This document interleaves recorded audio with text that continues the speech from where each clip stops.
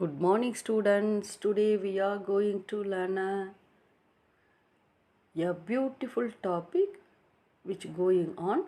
They fun, they had. Written by Isaac Asimov. Ninth Standard English and for Samachir Kalvi.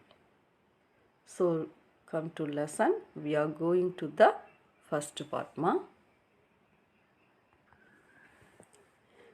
Isaac Asimov, born on January 2nd, 1920, was an American writer and professor of biochemistry at Boston University. He was known for his work of science fiction and popular science. Asimov was a prolific writer who wrote or edited more than 500 books and an estimated 9,000 letters and postcards. Asimov wrote hot science fiction along with Robert. He was considered one of the big three science fiction writers during his lifetime. Let us move on the lesson. Let us move on the some glossary word. Crinkly is an adjective with many fold or lines. சுருக்கத்துடன், awfully, it's an adverb, very extremely. Attic, it's a noun, a space just below the roof used as a store room. மாடம், நம்ம ரூமுக்கு மேலே self மாதிரி வச்சுருப்போம்ல, அதுதான். Scornful, it's an adjective, feeling or expressing contempt, வெறுப்பு மிக்க. Loftily, it's an adverb, something done in a proud or haughty manner. Century, it's a noun, a period of 100 years. Nonchalantly, it's an adverb in a casually calm and relaxed manner. அமைதியாக இருக்கிறது. So let's come to the lesson. We are going to the first part. Read the story to find out how a student like Margie studies in the year of 2157. Margie even wrote about it that night in her diary.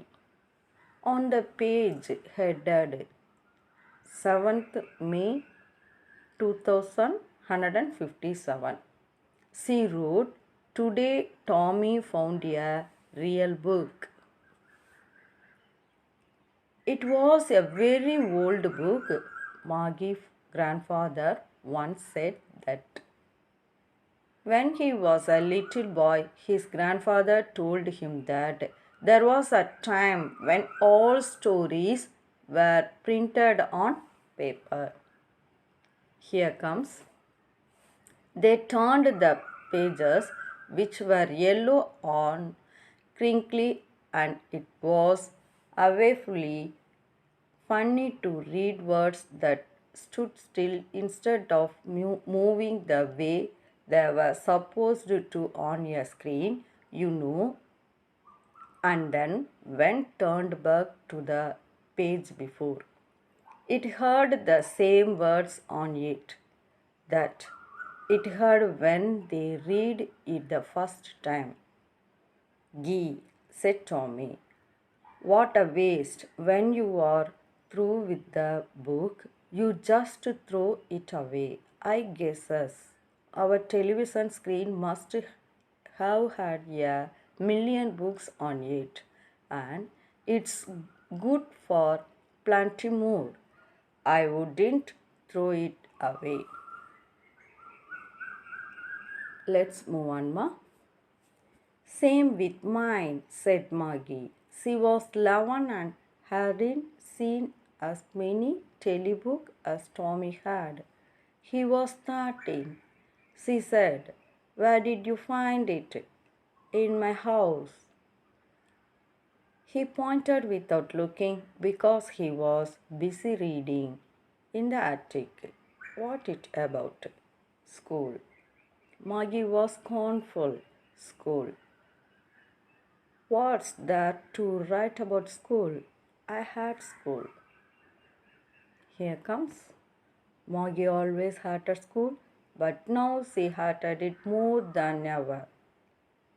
The mechanical teacher had been giving her test after test in geography and geography, and she had been doing worse and worse until her mother had shaken her head sorrowfully and sent for the country inspector.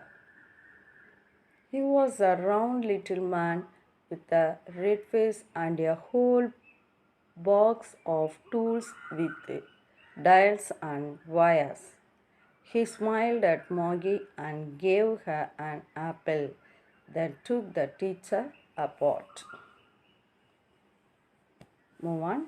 Maggie had hoped he wouldn't know how to put it together again, but he knew how all right, and after an hour or so, there it was again, large and black and ugly, with a big screen on which all the lessons were shown and the questions were asked. That wasn't so bad.